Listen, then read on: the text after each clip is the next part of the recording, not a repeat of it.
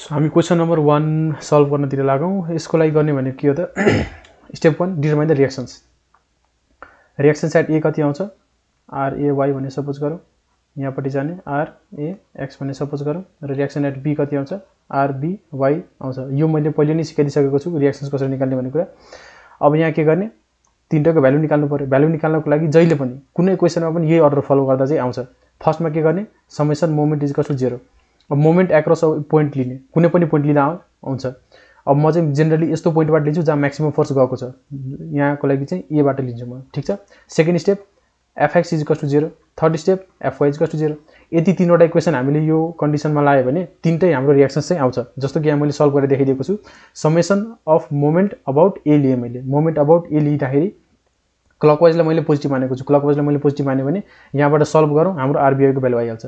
Summation FY गरौँ हैन, FY डिरेक्सनमा जुन फोर्स लागेको छ सबैलाई समेसन गर्दा आरएवाईको भ्यालु आइहाल्छ। यहाँबाट एफएक्स इक्वल टु 0 गरौँ आरएएक्सको भ्यालु आइहाल्छ। सो यति सल्भ गरेपछि हाम्रो तीनटै भ्यालु आयो, ठीक छ। यति भ्यालु आएपछि हामीले अब यहाँ क्वेसन सार्ने। सो मेन फर्स्ट स्टेप भनेको के हो त determine the reactions. Determine the reactions, reaction बनाइसकेपछि प्लट द डायग्राम। डायग्राम बनाउनको लागि फर्स्टमा आफ्नो कपीमा यो फिगर सार्नुस् जस्ताको त्यस्तै क्वेसन सारेपछि यहाँपट्टि मेरो एउटा रिएक्सन आएको थियो कति 600 न्युटन, मैले भर्खर निकालेँ र यहाँपट्टि पनि कति रिएक्सन आएको थियो 600 न्युटन। यो देखाउनुस्। यदि देखाएपछि त्यसपछिको स्टेप भनेको अब हामी प्लट गर्छौँ डायग्राम। डायग्राम प्लट गर्नको लागि जहाँबाट सुरु भयो त्यहाँबाट एक्सिस बनाउनुस्, यो र यो यसरी गरेर एक्सिस बनाउनुस्। अनि जुन जुन पोइन्टमा फोर्स लागेको छ 600 600 600 त्यही पोइन्टहरुमा यसरी डटेड लाइन पनि तान्दा राम्रो हुन्छ। यो भनेको गाइडलाइनहरु हामीलाई सजिलो हुन्छ। यति गरेपछि के हुन्छ त यति गरेपछि ल अब यो माथिको भनेको चाहिँ हामीले शियर डायग्राम बनाउँछौं र तलपट्टिको चाहिँ बेन्डिङ मोमेन्ट डायग्राम बनाउँछौं। अब तपाईले छुटा-छुटै बनाउँदा पनि हुन्छ, तर एकैचोटी बनायो भने चाहिँ यो सजिलो हुन्छ हैन, हेर्नमा सजिलो हुन्छ। माथिबाट रेफरेन्स लिली बनाइराख्नु पर्छ। सो एउटा ठाउँमा बनाउँदा धेरै सजिलो। सो यहाँबाट 0। अब मैले के भनेको छु यहाँ दुईटा पोइन्ट लेखिदिएको छु। Use forces for shear diagram, SD भनेको shear diagram. Use forces for shear diagram. Force कति छ यहाँ 600। 600 कति जा भने माथि जा भने, यो लाइन त 600 माथि जा भनेको हो। सो 0 बाट 600 माथि गए, कति गए त 600 माथि गए, 600 माथि गए, ठीक छ। 600 कति गए त माथि गए। यसलाई राम्रो बनाऊ मैले कति 0 बाट 600 माथि गए, 600 माथि गए। त्यसपछि हेर्नुस् यहाँपट्टि केही फोर्स छ, केही पनि फोर्स छैन। यहाँसम्म केही पनि फोर्स छैन भनेपछि 600 को 600 नै रहन्छ। तर यो पोइन्टमा आएपछि के भने 600 तल जा भन्यो, 600 तल जा भन्यो, 600 माइनस 600 गरे 0 गयो। अब फेरि के त यो रिजनमा कति छ केही पनि छैन भनेपछि म यहाँ आएको थिएँ 0 मै 0 जान्छु। यहाँ पनि चेन्ज भएन। अब यहाँ यो पोइन्टमा आएपछि कति छ यहाँबाट 600 तल जा भने फेरि त यहाँबाट फेरि 600 तल जाने, कति त 600 तल गए। यो पनि माथि कति थियो त 600 थियो। सो 600 तल आए। अब म यो पोइन्ट पाइसके। अब यहाँबाट फेरि हेर्छु यहाँसम्म केही पनि फोर्स छैन भनेपछि यहाँबाट चिल्लो जाने भयो। तर यो पोइन्टमा आएपछि कति छ त 600 माथि जा भन्यो, 600 माथि जा भन्यो। सो 600 म माथि जान्छु। अब हेर्नुस् ठ्याक्कै मेरो 0 मा के आयो त फेरि आयो। सो मेरो यो अहिलेको लागि चाहिँ शियर डायग्राम मेरो बन्यो। अब मैले यसै अनुसार के बनाउने त बेन्डिङ मोमेन्ट डायग्राम बनाउने। बेन्डिङ मोमेन्ट डायग्राम बनाउनको लागि के गर्नुपर्छ भन्ने कुरा हेरौँ। Use area under the graph. यहाँ के भनेको मैले area under the graph of SD लिनु भनेको छु, area under the graph. So area under the graph भने कसरी लिने त सिम्पल छ। हेर्नु शियर डायग्राम जुन आयो यसको एरिया लिने।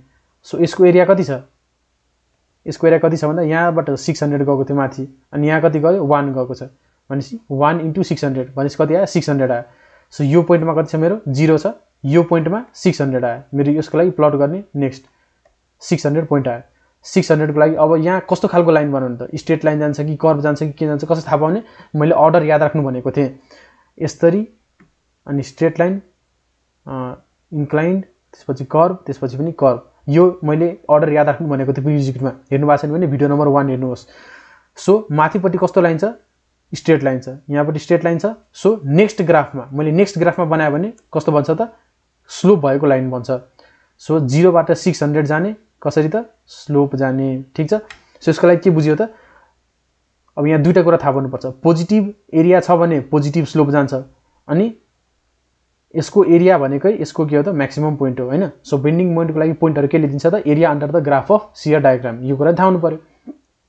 ल यो कुरा नि थाहा भएपछि भयो। अब यसपछि के छ यहाँ के छ त यसको एरिया कति हो 0 भनेपछि के त 600 + 0 एड गर्दै जाने हो। त्यसपछि 600 + 0 भनेको कति हो त 0 भनेपछि नेक्स्ट पोइन्टमा नि कति आउँछ त यो नेक्स्ट लाइनमा गर्ने यसको पनि मेरो कति आउँछ त 600 नै आउँछ भनेपछि 600 मा 600 भनेको के त स्ट्रेट लाइन आउँछ स्ट्रेट लाइन आयो ठीक छ यो पनि भ्यालु अब मलाई नेक्स्टको लागि के गर्नु पर्यो यहाँ पनि ग्राफ छ यो के छ नेगेटिभ गएको छ नेगेटिभमा गएको छ तर यसको कति हो त यो मलाई थाहा छ -600 अनि यो तिमीलाई कति थाहा छ 1 मिटर यसरी एरिया अन्डर द ग्राफ कति आयो -600 आयो सो यो पोइन्टमा कति छ 600 अब मैले एड गर्दै जाने भन्ने थिएँ मैले 600 - 600 गर्नु कति आउँछ 0 भनेपछि मेरो नेक्स्ट पोइन्ट कति आयो त 0 अब यहाँ के छ स्ट्रेट लाइन छ यहाँ के छ स्ट्रेट लाइन छ स्ट्रेट लाइनको लागि स्ट्रेट लाइन भयो भने कर्व के बनाउनु त स्लोप बनाउने अब नेगेटिभ एरिया छ भने नेगेटिभ स्लोप भनेपछि यहाँबाट 0 मा कनेक्ट गरिदिनु भयो यही भनेको तपाईको के हो bending moment diagram so summarize गरिदिन्छु फर्स्टमा के गर्ने रिएक्सन्सहरु पत्ता लगाउने रिएक्सन्सहरु पत्ता लगाउनको लागि तीनवटा स्टेप मोमेन्ट 0 गर्ने फोर्स 0 गर्ने आइहाल्छ त्यसपछि सेकेन्ड स्टेप भनेको शियर डायग्रामको लागि फोर्सहरु लिँदै जाने माथि जा भने माथि जाने तल जा भने के पनि भने हैन भने चिल्लो जाने थर्डमा के गर्ने बेन्डिङ मोमेन्ट डायग्राम भन्ने बेन्डिङ मोमेन्ट डायग्राम के गर्ने त शियर मोमेन्ट जुन बनेको छ त्यसकै एरिया अन्डर द ग्राफ लिने हो एरिया पोजिटिभ छ भने इन्क्रिजिङ स्लोप आउँछ अनि एरिया नेगेटिभ छ भने डिक्रिजिङ स्लोप आउँछ अनि एरिया छैन भने 0 भएको बेला यस्तो हुन्छ बुझ्यो एकदम आरामले बुझ्यो यति गरेपछि हाम्रो फर्स्ट टाइप अफ क्वेशन सिद्धियो यसपछि हामी कम्प्लेक्सिटी बढाउँदै जान्छौं त्यतिबेला सम्मको लागि राम्ररी पढ्दै गर्नु होला यदि यो क्वेशनमा कुनै पनि मोमेन्टमा कन्फ्युजन आएको छ भने कमेन्टमा हामीलाई लेख्नु होला त्यसको लागि एउटा नेक्स्ट भिडियो हामी बनाइदिने छौं त्यतिबेलाको लागि धन्यवाद जय नेपाल एउटा अझै कुरा मैले के भन्न चाहे भन्दा मैले पढाएको टेक्निक यदि तपाईले बुझ्नु भएको छैन भने मैले यसको भिडियोको डिस्क्रिप्सनमा एउटा राम्रो भिडियो छ त्यो हाल्दिएको छु त्यहाँबाट हेर्नु तपाईको कन्फ्युजन त्यहाँबाट नि क्लियर भइहाल्छ त्यसमा एनिमेसन स्टाइलले गरिदिएको छ सो त्यो हेरेर यो भिडियो हेर्नुभयो भने अझै पनि क्लियर भएर आउँछ